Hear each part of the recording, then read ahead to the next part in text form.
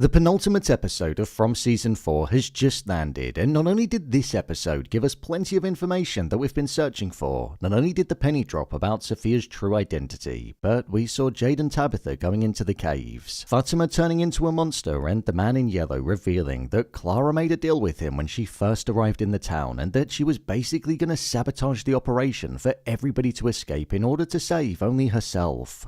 I actually feel like this episode was one of the best in the season, and with it leaving us on a massive cliffhanger, I'm already looking forward to the finale next week. So with that, I wanted to break down the episode, explain the ending, and share what I thought of it. Here is From Season 4, Episode 9, Ending Explained. Just to let you know, this video will contain spoilers. Sophia's Games Explained. Throughout this episode, we actually found out a little bit more about Sophia, the man in yellow, and the origin of the town. With the man in yellow's scare tactic on Tabitha in the previous episode not working and quite literally having the opposite effect because it spared them on to go into the tunnels rather than making them question the consequences of what could happen, we saw the man in yellow pivot and change his plans completely. Sophia revealed her true identity to Clara by allowing the darkness of her eyes to show themselves, and that was where we actually found out that Clara had agreed to a bargain on the day that she first arrived in the town. She was originally promised in this bargain that when the time came, she'd be asked to do a task, and if she completed it, then she'd earn her freedom. It just so happens to be that the tasks that she's been roped into require her to hurt the very people that have been good to her whilst she's been trapped there. So after Sophia blended her blood with Clara's and the man in yellow now being in her system, she put some of the blood in a drink that Fatima had with the hopes of speeding up the process of one of her games, which seems to be turning her into a monster. And then along with that, the other plan was sabotaging the wider plan that the group was doing in retrieving the bones from the caves. She wanted to damage the ladder so it would fail and both Jade and Tabitha would be stuck inside of the caves. Sophia actually revealed more information about the town and that it was basically built on rituals and that the way that you did something in the town was just as important as the very thing that you did. This is why the sacrificial elements of the town have such a strong hold in the history of it and also with the monsters. We know for a fact that the man in yellow didn't like the idea of the bones being dug up and brought to the surface due to the fear tactic that he used on Tabitha and also the fact that he wanted to sabotage the plan in many different ways. But I think he's also afraid because if the bones do get retrieved, then maybe the hold that the town has and the immortality that the monsters have could end up being eradicated. If the town is built on rituals, then what if one of the important ritualistic instruments, which could be the bones, is taken out of the equation? Could it all just fall apart? Towards the end of the episode, we saw Elgin being a bit of a dum-dum and showing Sophia a Polaroid photo that he found from a different era of the town's history, and he said to her that he thought that the person in the picture looked just like her. Yeah, he didn't stop to think that it could have actually been her and that there was a strange happening occurring. This was where Sophia told him that the person in the photo was her and that she could only take on the form of people that have died. This pretty much confirmed that the man in yellow was responsible for the death of the original Sophia. I also feel like it hinted at the fact that the man in yellow was acting as Jim in episode 2 of the show when he revealed himself to Ethan and wanted him to go to the Lake of Tears. Like Ethan said to Tabitha, they went to the Lake of Tears and then from there more bad things started happening such as Roger's death, the dolls coming to life and attacking them, and Donna ending up in a critical condition. So it was all another part of the man in yellow's plan. As well as that, I think this most likely means that the man in yellow is gonna kill Elgin. I say this because that way then the man in yellow would be able to pose as Elgin if it's somebody that's been killed in the town, and the man in yellow will be able to get a bit closer to the plan that's underway without raising any suspicions.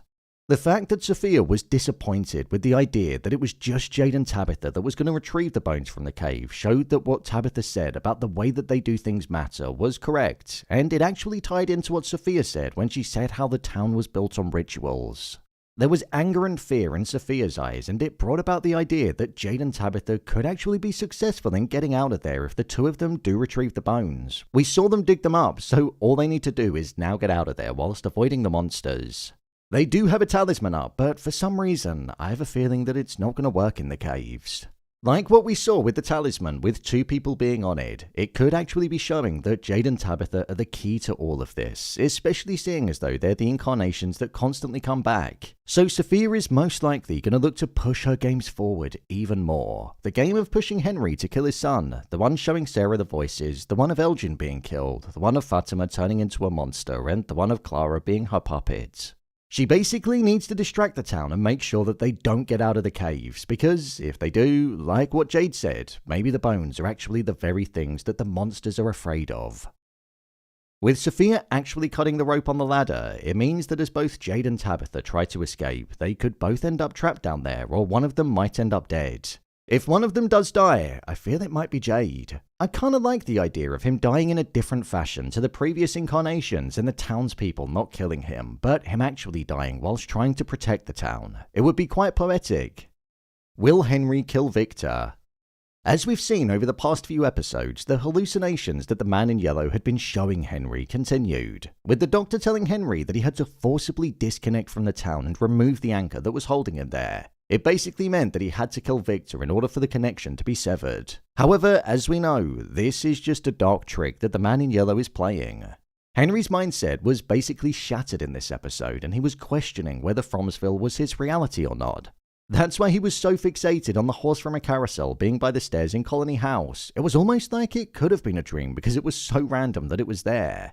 Henry had another hallucination where the vision of Victor was telling him that he needed to go through with it if he wanted to return to the ideal life that he'd always dreamed of. The life where he pretty much had everything that he ever dreamed of. A family. He never got the chance to have a family because Fromsville took it from him, but here he was, being tempted with the prospect of having the very thing that he wanted most and missed out on. Henry was struggling with the idea of killing his son, even if the world that he was in was one big facade because it was still the image of his son in some capacity, but what we did see was him questioning how he was going to do it before he awoke. With Victor now being locked up inside of the prison cell and everybody of importance or authority being by the bottle tree, it leaves the show in a position where Victor is basically helpless, and if Henry wanted to kill him, he could. So in the next episode, I think we'll either see Henry or Victor being killed. I reckon it'll be Henry though, as maybe Kenny might end up killing him as he could walk in on Henry acting out against Victor and acting in an erratic state. Victor has recognized the behavior change in his father, but I think it's all just a bit too late. The fact that the man in yellow is trying to get Henry to kill his son also reinforces the fact that Victor is somebody of importance in the town. He was the sole survivor all of those years ago after the massacre, and he's the one with the knowledge now. So maybe that could be why the man in yellow wants him out of the equation. The importance of the bottle tree. With Tabitha revealing to Boyd about what she saw when she was by the RV, Boyd changed his mind on not wanting to go into the caves and knew that he needed to act because the town and the man in yellow were now frightened of what it is that they were doing. Pair that with Father Catry also saying to him that some lives might need to be sacrificed for the sake of others. That was the very reason as to why he was willing to change up the plan and go through with it. The bottle tree being destroyed and ripped out of the ground is one half of this plan. The bottle tree needs to be ripped up because that's where Jade believes an alternative escape route from the caves could be. However, as we saw, the boy in white revealed himself to Victor and said that they were planning on removing the bottle tree and that it was important that he didn't let it happen because the bottle tree itself was important. We don't truly know the purpose of the bottle tree, but we know that it does hold importance. It held the key when it came to Jade and Tabitha remembering in Season 3, and the boy in white did previously tell Victor to leave the tree alone in Season 3 Episode 9 when he was going to chop it down, and he said that he actually tried helping in the past with Christopher when it came to the tree. We don't know how, but we know that the tree is there for a reason. With there being a focus on the town being built on rituals and how something had previously been done being just as important as the very thing that was being done, I feel like the tree could be connected to the ritualistic nature of the town. There's always been theories floating around about if the boy in white is evil or if he's actually trying to help the town, and although I do like the idea of him being on the side of the residents that are trapped there, within this episode there was a heavy focus on the idea of the town lying to people to hurt them. So could it actually be the opposite and the boy in white is working with the man in yellow and he's saying that the tree shouldn't be chopped down, when in reality, if it did get removed, then it could actually be good for them.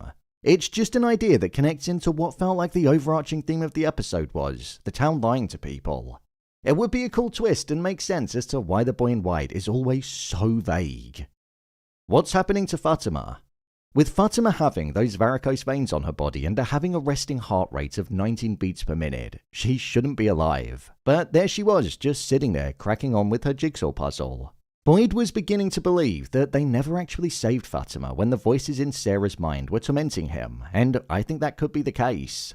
The voices could have been laughing because they knew the wider plan that was in store for Fatima. With Clara bringing Fatima a home remedy drink that contained the blood of the man in yellow inside of it, Sophia did that because she wanted the process of Fatima's transformation to speed up. There was a brief moment where during the man in yellow's transformation, he also had some of the veins that Fatima had on her, so I think this all but confirms that Fatima is basically turning to the dark side of the town.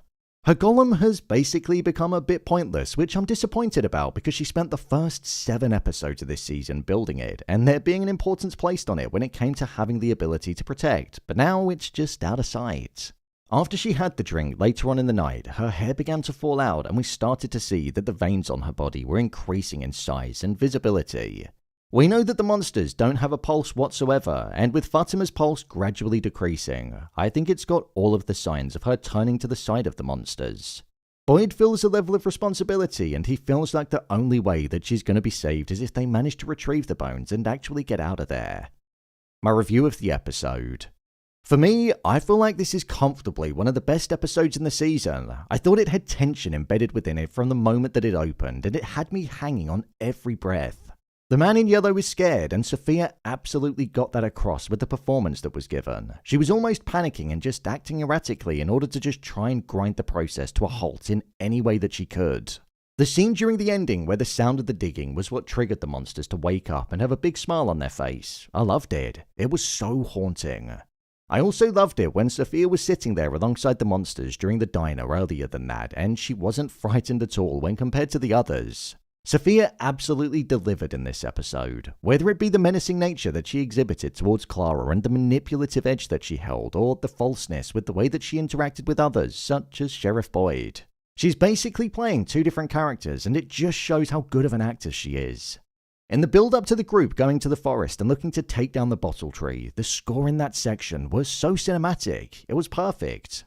Not only did it have an ominous feel to it, but it had a grand feel to it too, one that was almost laced with optimism. As per usual, Victor did a phenomenal job, especially during the scene where he broke down at the idea of the bottle tree being destroyed. I do find it odd that they're choosing to not believe Victor about the boy in white when there have been literal giant dolls coming to life and coming out at night and looking to kill the townspeople. I also feel like Julie just casually dropping that she saw the man in yellow was a bit of a wasted moment. Her story walking arc has honestly been such a waste of time in this season, and I'm really disappointed in that. Sadly, it also feels like the Golem is going down that pathway too. When looking at this season and the previous one, I do think I preferred Season 3 to Season 4. As much as I did criticize it, I feel like there was a bit more weight to it. This one has kind of been plodding along a little bit, and other than Episode 7, Episode 4, and the odd moment throughout, it's just felt like a lot of build-up.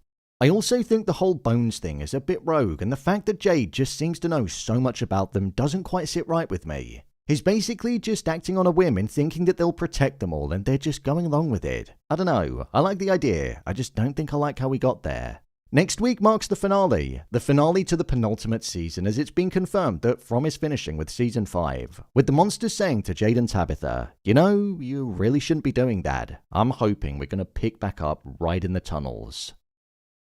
So, there you have it, From Season 4 Episode 9, Ending Explained.